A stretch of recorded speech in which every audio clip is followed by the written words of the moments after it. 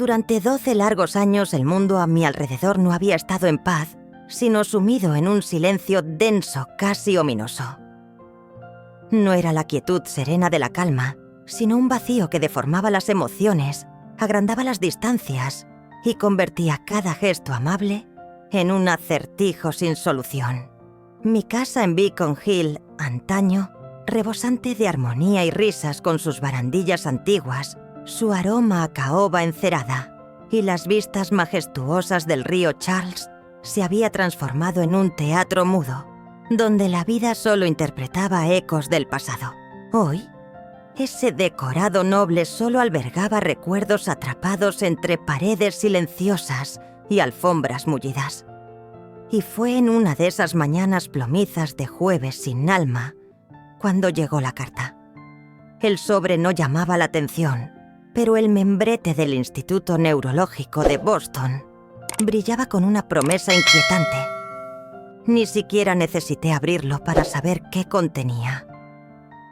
Sentí como mis dedos temblaban al acariciar el papel de alto gramaje tan real como el vértigo que me invadió.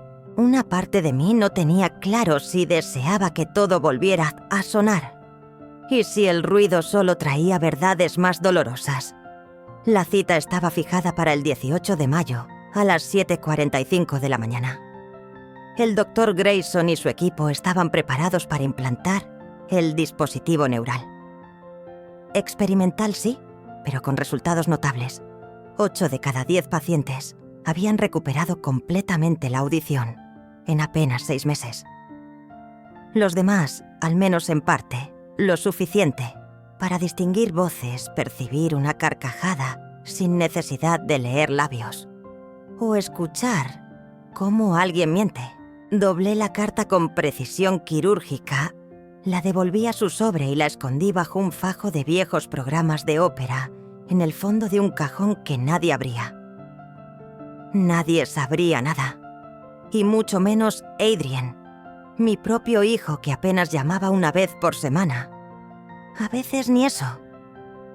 Su voz al otro lado del teléfono era impecable, cálida en apariencia pero hueca en esencia, como si hablara con una clienta veterana cuya cuenta necesitaba vigilar.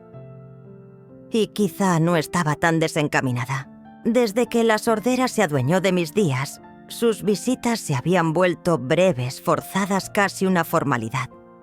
Su sonrisa no alcanzaba los ojos, siempre con prisa, siempre midiendo el tiempo y las palabras. Pero yo necesitaba saber qué decía realmente cuando creía que sus palabras eran solo aire. Sin su máscara de hijo perfecto, sin sus frases condescendientes, dirigidas a la anciana sorda e inofensiva. Necesitaba oírle. Oír la verdad que se le escapaba cuando pensaba que no escuchaba nada. Aquella noche se lo confesé a mamá. Estaba preparando el té en el invernadero con la luz dorada de finales de primavera, colándose suavemente entre las cortinas de encaje. Observé cómo sus manos se movían con la precisión habitual, firmes, serenas, como si nada pudiera alterarlas. «Tengo una cita médica», firmé despacio. «El jueves que viene. La operación». Sus ojos se abrieron con asombro y se cubrió los labios con la mano. «Oh, Sora», respondió con la misma lengua. «Gracias al cielo», levanté un dedo. «Nadie debe saberlo. Prométemelo». Asintió con solemnidad, tragándose las lágrimas. «Lo juro». El tintinear leve de las tazas al chocar entre sí sobre la bandeja nos devolvió al presente. Me quedé allí en el mutismo absoluto del salón, imaginando cómo sería volver a oír el mundo. Ni el susurro del viento, ni el canto de los mirlos, ni siquiera el sonido cálido del violonchelo que antes tocaba. Ansiaba escuchar a las personas, sobre todo a mi hijo. La noche siguiente, Adrien vino a cenar. Llegó puntualmente apenas pasadas las 6. El aire aún traía un frescor primaveral, pero él apareció sin abrigo con su americana azul marino entallada y los gemelos que William le había regalado el día de su graduación. Cruzó el umbral con esa seguridad casi arrogante que nunca perdió seguido por Blythe, que me besó la mejilla como si fuera un gesto automático más. «Estás radiante», dijo Madre Adrien alargando las sílabas como si hablara con una niña pequeña. «Qué elegancia se nota que María te tiene muy bien atendida». Esbocé una sonrisa cortés y asentí con suavidad. Ya tenía el bloque entre las manos y el bolígrafo danzaba sobre el papel con esa memoria automática que ya no necesitaba pensar. «Me alegra veros a las dos. La cena está aquí os apunto». Vilizta sujetaba su bolso con tanta fuerza que los nudillos se le pusieron blancos. No era un gesto casual. Sus ojos recorrían cada rincón de la casa como si estuviera memorizando un catálogo. Se detuvieron en la moldura de la cornisa, en el aplique antiguo del pasillo, en el extraño cuadro sobre la chimenea. Examinaba cada detalle con la mirada de quien no visita sino evalúa, como si ya se sintiera heredera de todo. Adrien me posó la mano en el hombro con una fugacidad estudiada. No fue ternura, sino estrategia. Luego retomó la palabra vocalizando con esmero, abriendo bien los ojos como si fingiera haberse olvidado de cómo se leía en los labios. «Queríamos ponernos en contacto, saber cómo llevas las cosas», murmuró con ese tono viscoso casi empalagoso. «Esta casa es mucho trabajo para ti. ¿Te has planteado venderla de la playa? Podrías unir las cuentas de inversión, simplificarte la vida». Le sonreí. No porque me saliera, sino porque resultaba útil. Debajo de la mesa mis dedos se aferraron levemente al bloc de notas. «Lo pensaré. Comamos primero», escribí. En el comedor María se había esmerado. Canard au poireau y los espárragos blancos que tanto gustaban a Adrien. Él los alabó con entusiasmo forzado como si la exuberancia del tono pudiera maquillar la vaciedad del sentimiento. Blé, por su parte, apenas articulaba palabra, refugiándose en su copa, asentía o forzaba alguna sonrisa breve. La charla, si se le podía llamar así, fue un monólogo bien disfrazado. Adrien me actualizaba sobre bolsas bonos su nuevo despacho y lo complicado que era encontrar empleados que no quisieran estafarle. De cuando en cuando hacía pausas teatrales como para verificar si le seguía el hilo. Luego resumía con ese aire pedagógico que ya conocía bien bordeando el paternalismo. Al terminar me incorporé para recoger los platos. Me detuvieron con gestos amables, insistiendo en que María lo haría. Caminé hacia la cocina, pero me detuve justo antes del umbral, amparada tras la esquina. Desde allí sus voces amortiguadas, pero nítidas, se colaban como cuchillos por la rendija del silencio. «Está apagándose», dijo Blake con un susurro ácido. «¿Has visto lo que tardó en contestar cuando mencionaste la propiedad?» Adrien resopló casi divertido. «No necesitará la casa mucho más tiempo». Hubo una pausa tensa. «Deberíamos transferirlo ya antes de que la fundación intervenga. Será un caos si esperamos a que desaparezca». Blé no respondió. Solo el leve tintineo de su copa al posarla sobre el cristal. Entré entonces en la cocina. Ya no temblaban mis manos. El corazón sereno como nunca. Cuando se marcharon, Adrien me besó la mejilla, esa costumbre suya que siempre rozó lo ofensivo. «Cuídate», susurró, y yo lo hice. Pero a mi manera. «De acuerdo, regresarán pronto». Asentí con serenidad. Les dediqué una leve señal de despedida con la mano, y tras cerrar la puerta volví al interior. María estaba secando el último plato con precisión meticulosa. Abrí el cajón del aparador, aparté unos programas viejos de la orquesta y extraje el sobre que había escondido allí desde hacía semanas. Lo dejé sobre la mesa despacio, como quien coloca una pieza de ajedrez crucial. En 7 días podré oírlos. Y esta vez, sin fingir. Lo primero que percibí fue el zumbido vibrante de un fluorescente que parpadeaba como si dudara de su existencia. Luego, un pitido insistente e irregular, ese sonido frío y tranquilizador a la vez de un monitor cardíaco. Mantuve los ojos cerrados como si temiera que abrirlos rompiera un delicado hechizo. Pero los sonidos no se desvanecían. Al contrario, se volvían más nítidos. Una puerta se abrió con un chirrido leve. Pasos blandos como suelas de goma deslizándose sobre baldosas recién fregadas. Y entonces una voz grave, profesional, humana. «Señora Marrow, ¿me escucha?» Abrí los ojos con cautela. El Dr. Grayson estaba justo ahí, con su rostro marcado por años de salas de hospital, aunque amable, incluso paternal. Me miraba con una sonrisa medida como si temiera asustarme con demasiada esperanza. Asentí, y con un hilo de voz que había ensayado 1000 veces en silencio, murmuré: «Sí, le oigo». Mi voz me sorprendió. Salió quebrada, frágil como el primer crujido de una puerta vieja que llevaba demasiado cerrada. Pero era mía, y estaba de vuelta. El rostro del doctor se iluminó. «Es increíble. La mayoría no reacciona tan rápido». Hablaba de inflamaciones, de fases de adaptación, pero apenas lo escuchaba, porque yo ya lo oía todo. El trazo de su bolígrafo sobre la hoja, un murmullo suave de enfermera cruzando el pasillo. Incluso el lejano soplido de una cafetera. Todo estaba ahí. Todo había regresado. Y con ello mi determinación.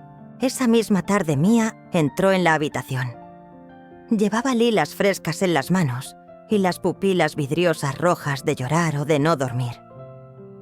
Se acercó a mi cama y me estrechó la mano con fuerza. «¿Ha funcionado?», preguntó en un susurro entrecortado. Asentí, y con la misma voz que recuperaba cada hora más firmeza, gemí: «Sí, ha funcionado». Las lágrimas se desbordaron por su rostro. «Gracias. Gracias a Dios». Le tomé los dedos con cuidado sin apretar. «Y no se lo contaremos a nadie», susurré. Todavía no murmuró frunciendo el ceño con esa expresión suya que no admitía discusión. «¿Aún quieres seguir fingiendo?». Desvié la mirada hacia la ventana. Las persianas vibraban apenas con el soplo tibio de la tarde. «Ellos piensan que estoy sorda», añadió con un tono áspero. «Que lo crean. Es lo único sincero que me han regalado en su vida». Mia asintió y con la punta de su bufanda arrastró las lágrimas que no quería mostrar. «Haré lo que usted diga, señora. Solo dígame cuándo». A la mañana siguiente me dieron el alta. Una carpeta con pautas clínicas, algunas advertencias vagas y la permisiva bendición para retomar mi rutina con prudencia. Nada de ruidos intensos, nada de emociones fuertes. Volver a lo cotidiano con calma. Pero la moderación nunca fue lo mío. Me esperaba una casa donde habitaban más recuerdos que muebles, un sol que ocultaba demasiadas verdades y una voz, la mía, que nadie sospechaba que había regresado. En cuanto pisamos la entrada de la casa adosada en Beacon Hill y sentí el aire fresco de la mañana sobre la piel, supe que algo se había activado. Las cerraduras giraban ya como si me dieran la bienvenida. 2 días después de la operación, aquel lugar había dejado de ser un mausoleo. La casa respiraba. Cada segundo del reloj, cada lamento del parqué, cada roce de tela, ahora tenían un eco que entendía. Había olvidado lo que era escuchar sin miedo. Me deslizaba por las habitaciones como si el silencio me enseñara de nuevo a habitar mi mundo. Dejaba que las paredes tan antiguas como los secretos que escondían me recordaran que nunca estuvieron realmente calladas. Esa misma tarde Adrienne llamó. María atendió fiel a su costumbre desde el fijo del pasillo. Yo estaba en el estudio con la puerta apenas entornada cuando la vi acercarse con el auricular y una media sonrisa que decía más de lo que su boca permitía. Lo coloqué sobre que es el escritorio y pulsé el altavoz apartándome justo lo suficiente para no ser vista. «Sí sé que el tiempo juega en contra», decía Adrienne con la voz más tensa de lo habitual. «Pero estos son distracciones pasajeras».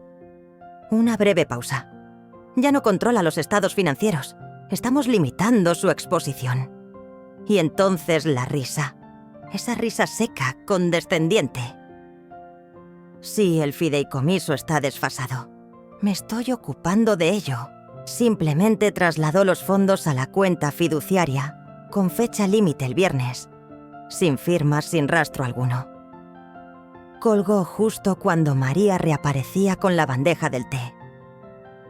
Mantuve el rostro impasible pronunciando una observación trivial, mientras por dentro repasaba cada palabra. Garabateé un escueto gracias en mi libreta y lo deslicé con disimulo por la mesa. Esa noche Adrienne apareció sin previo aviso. «He traído a un socio», me escribió. «Solo quiere explorar posibilidades. Nada oficial». Llegaron cerca de las 8. Yo estaba en la sala hojeando un viejo libro de partituras cuando oí sus pasos. No levanté la vista. No era necesario. «Aquí está la parte trasera de la casa», dijo Adrienne al hombre. La linde del terreno acaba tras ese muro del jardín, pero la inmobiliaria contigua estaría dispuesta a unir las parcelas. «¿Ella está dispuesta a vender?», preguntó él. «No está precisamente en situación de negarse», murmuró Adrienne bajando la voz como si el desprecio pudiera disfrazarse de estrategia. Coloqué ambas manos sobre mi regazo, inmóviles. Al amanecer del día siguiente, marqué el número de Warren Ellery. «Necesito una auditoría confidencial», le dije con voz serena. «Quiero que revises cada cuenta, cada activo, todo lo que esté ligado a Adrienne». Él no pidió explicaciones, solo asintió brevemente al otro lado de la línea. «Empiezo hoy mismo». Más tarde nos vimos en su despacho. Le dicté las modificaciones para un nuevo testamento, redistribución de bienes, creación de fideicomisos caritativos, estructuras de blindaje patrimonial. El nombre de Adrienne desapareció de cada cláusula de control, pero le advertí a Warren que aún no hiciera nada. «¡Espera!», le pedí. «Quiero seguir observando un poco más». Al salir del edificio de cristal donde operaba la firma y volver a zambullirme en el murmullo urbano de Boston, lo sentí todo con una claridad repentina. Las ruedas de un cochecito arrastrándose por la acera, un autobús que pasaba al fondo y el rumor discontinuo de conversaciones ajenas, rompiendo el aire como hojas secas. Llegué a casa justo antes de que cayera el sol. Aquella noche volvió a sonar el teléfono. Esta vez era Blythe. Su voz se coló por la escalera antes incluso de que yo notara que había regresado. Había dejado la puerta del estudio entreabierta y los auriculares apenas encendidos lo justo para amortiguar el zumbido lejano de la ciudad que se filtraba por las ventanas. Probablemente creyó que estaba dormida. «Ya ni parpadea cuando le hablas de las cuentas», soltó Blake con una risa seca casi despectiva. «Es como tener un perro viejo y sordo que hereda un palacio». Adrienne tardó en contestar. Percibí una duda, un silencio pesado, casi como si se removiera en el sofá al oír aquello. Quizá fue incomodidad. «No deberías hablar así de ella», murmuró al fin con un tono más serio. «Oh, venga ya», replicó Blythe con sarcasmo. «Fuiste tú quien lo dijo. Ya no está. Es solo un nombre en la cabecera de unos papeles. Esa casa adosada se ha cuadruplicado en valor desde que se la cedieron. Tú misma dijiste que querías asegurar tu porvenir. Y lo hizo», respondió Adrienne. «Pero dudo que lo dijera de corazón». Me recliné lentamente en la silla. El silencio que quedó flotando después de sus palabras pesaba más que cualquier reproche.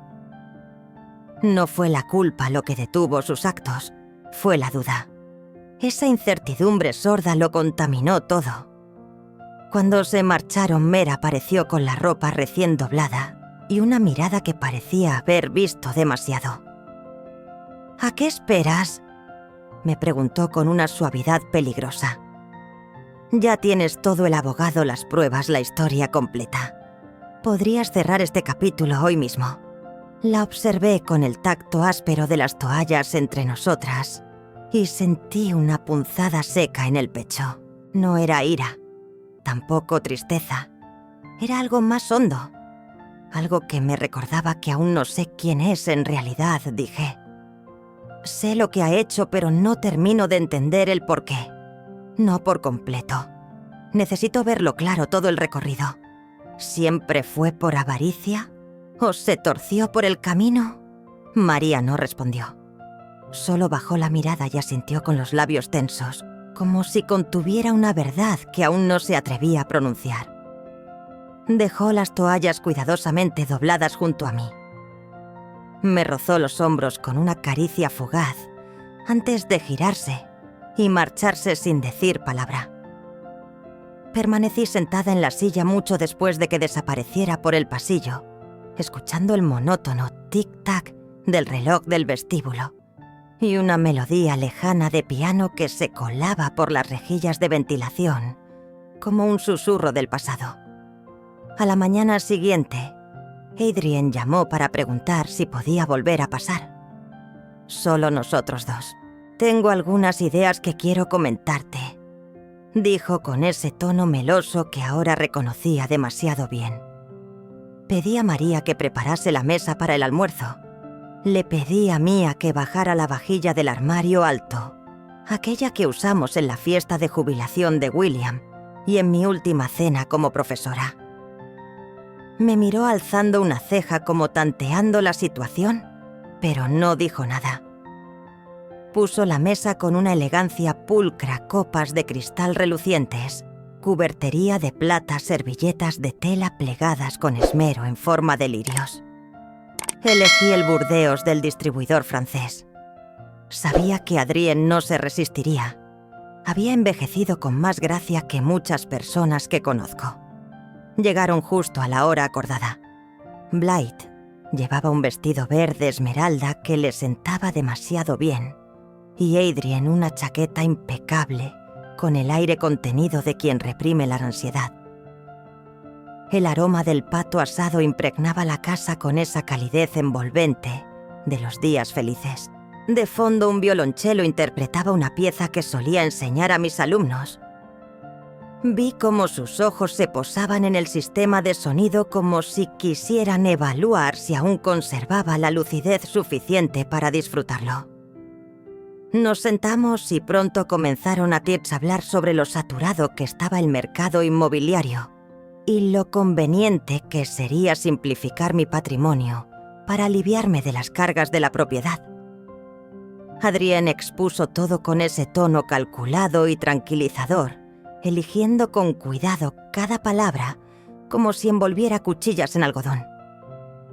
«¿Has hecho tanto, madre?», dijo Adrien con voz suave y las manos unidas como si me ofreciera una plegaria en vez de una trampa.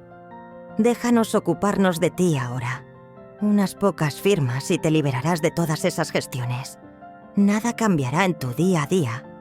Blythe asintió a su lado con un gesto ensayado, una sonrisa tibia esculpida en el rostro. Yo tomé un sorbo de vino y, sin alterar el tono, escribí en mi libreta con pulso firme: «Disfrutemos primero del postre». Esbozó una sonrisa, tal vez interpretando mi aparente docilidad como agotamiento. Tras servir el chocolate con su habitual parsimonia, mamá regresó al sillón.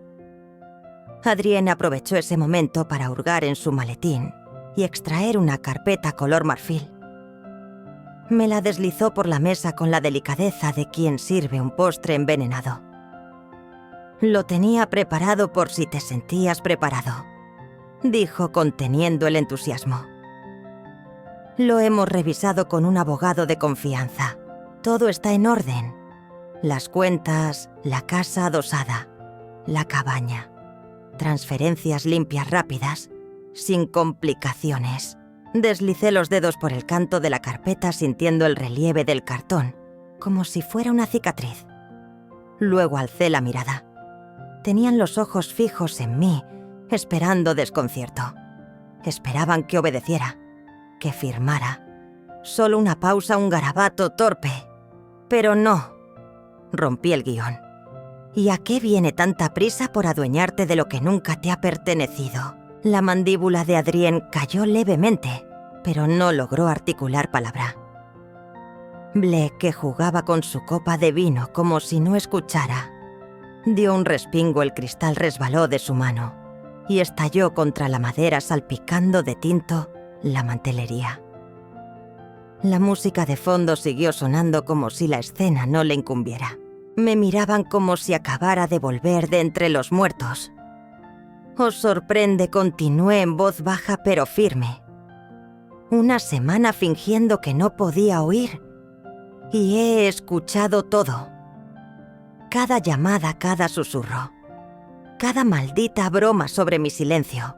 Blé, blanco como la cera, rebuscó una servilleta sin levantar la vista. Adrien retrocedió en el sillón empalidecida. La carpeta seguía entre nosotros intacta, intocable. Lo he escuchado todo, repetí. Y ya que por fin hablamos con claridad, vamos a empezar de nuevo. Desde el principio, el timbre sonó cortando la tensión como un cuchillo. Nadie se movió al principio. Mamá giró la cabeza desde el pasillo y me miró interrogante. Asentí sin dudar. «Ábreles». «Es Warren». Warren cruzó el umbral con el maletín en la mano y ese aire agotado de quien carga con verdades demasiado pesadas. Saludó con frialdad a Adrien y Blythe, que permanecían inmóviles en la mesa del comedor como figuras atrapadas en un cuadro. Mir cerró con suavidad la puerta principal y desapareció hacia el fondo de la casa. «Traigo los documentos», murmuró Warren. Le señalé la mesa sin levantar la vista. Adrien le lanzó una mirada rápida como si algo en él le resultara vagamente familiar y acto seguido frunció la mandíbula. Empujé a un lado los restos del postre y desplegué con calma el primer grupo de papeles. «Durante los últimos 7 días», dije con tono sereno, «he estado escuchando. Cada llamada, cada murmullo, cada palabra endulzada con veneno.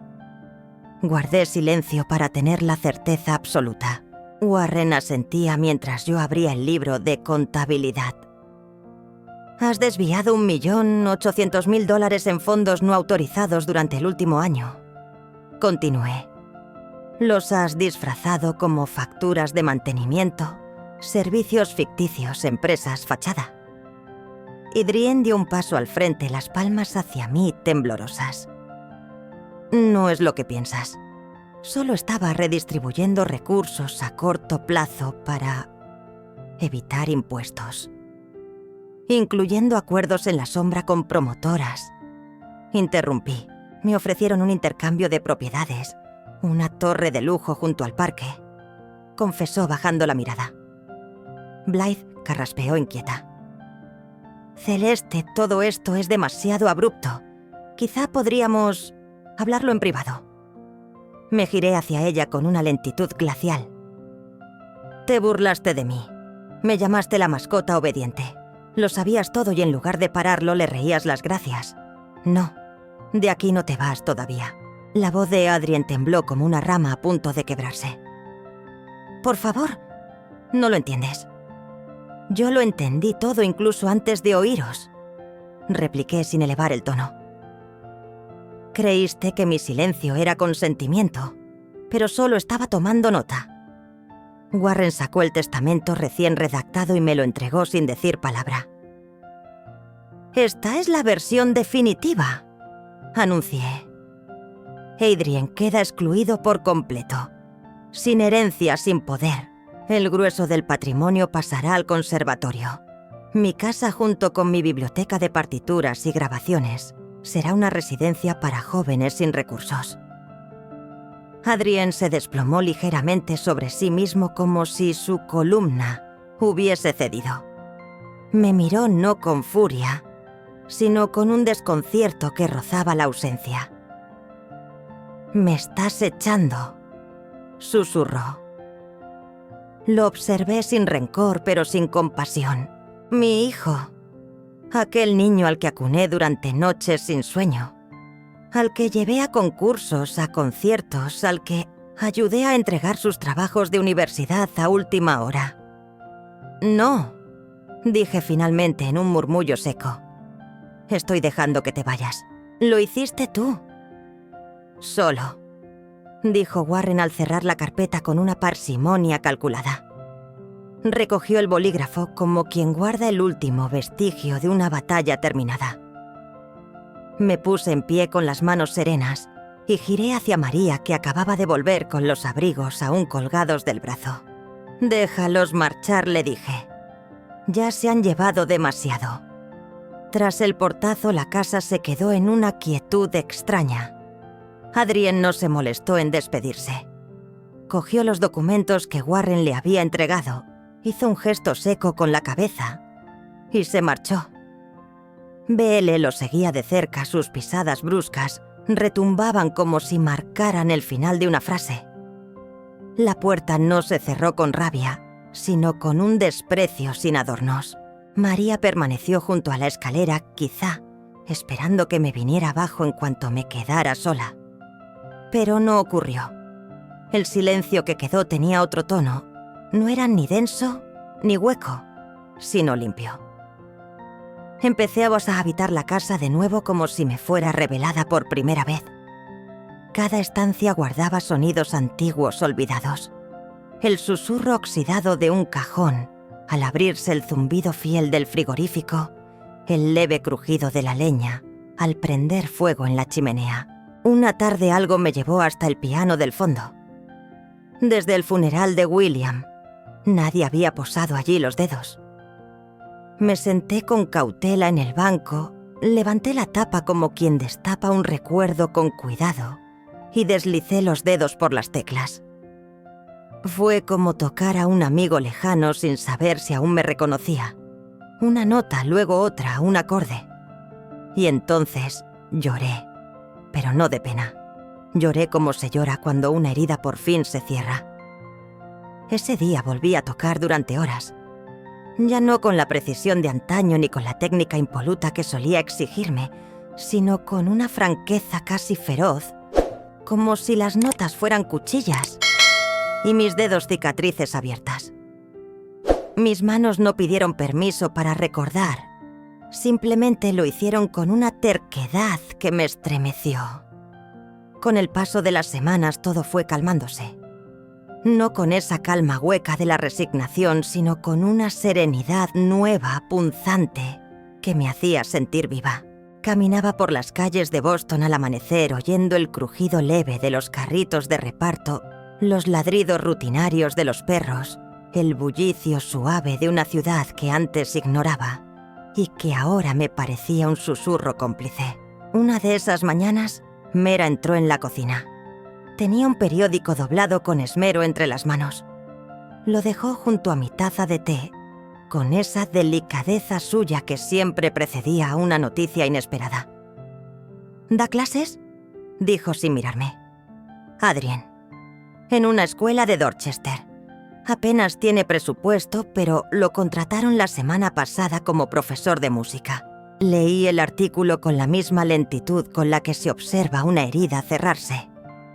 Su nombre aparecía en los últimos párrafos, casi perdido entre estadísticas y declaraciones institucionales. Había una cita suya sobre recuperar el acceso a la educación artística, y debajo una fotografía, él envejecido y humilde, con un violonchelo maltrecho entre los brazos, rodeado de adolescentes de uniforme arrugado, que no sabían aún todo lo que les esperaba. No había ni una sola mención a mí, ni al dinero, ni a las consecuencias. Solo esa imagen muda, casi absurda, como si fuera otro hombre. Cerré el periódico y me quedé mirando por la ventana, el corazón latiéndome en la garganta. Tal vez, solo tal vez, esa era la versión suya que yo necesitaba ver, vaciado de su soberbia, sin coronas ni aplausos, reinventándose desde la ruina. Y entonces, en ese silencio denso que siguió, creí escuchar algo. Muy tenue, muy al fondo. Pero era música. Y no era suya. Era mía.